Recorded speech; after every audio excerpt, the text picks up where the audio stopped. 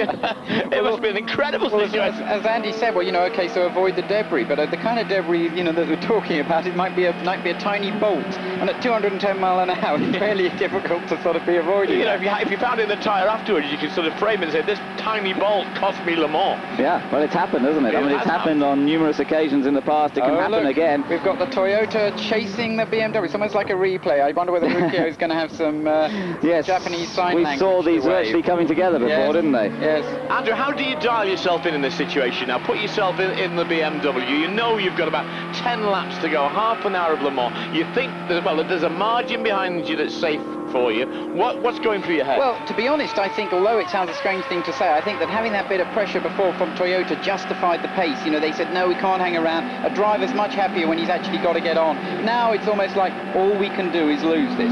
So it's a much more difficult situation. Don't worry, everything's fine. And of course, that's a terrible thing, because you know, can only the hardest lap is the last lap home. Oh, yeah, absolutely. The worst thing all the time, and of course, they're very professional. They all know, but even so, it's a terribly difficult thing. Have you ever made a complete plonker of yourself on the last couple of laps? Well, if I did, I wouldn't admit to it, but yes.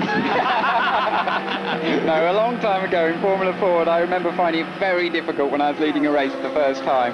And it's a strange thing. It shouldn't be, but it is. Yeah, that's an interesting little shot that the Le Mans cameras have managed to pick up. The fact that there was something thrown in the air when the BMW went through that section of the circuit. Now, whether it flew off the car or whether it was a bit of debris, you see, we're back to this debris again. Yes, it was just looked like a little piece of carbon fibre. May well not have been off the BMW, but it may have been sitting out there.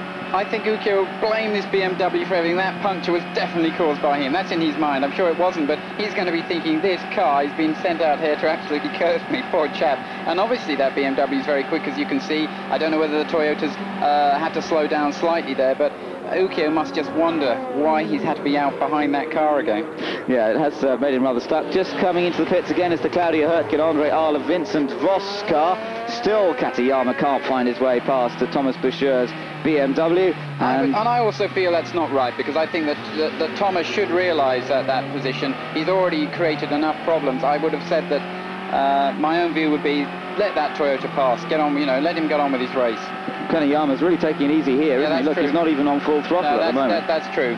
So whether that's because he's deciding to come in, whether there's a problem with the car, whether he's just deciding, I'm not going to chase after this guy at the moment, I just want a bit of clean air. Last lap was only a 3:59, so really quite slow, and perhaps he's feeling some uncomfortable vibrations from the car as a result of that puncture earlier on. It's difficult.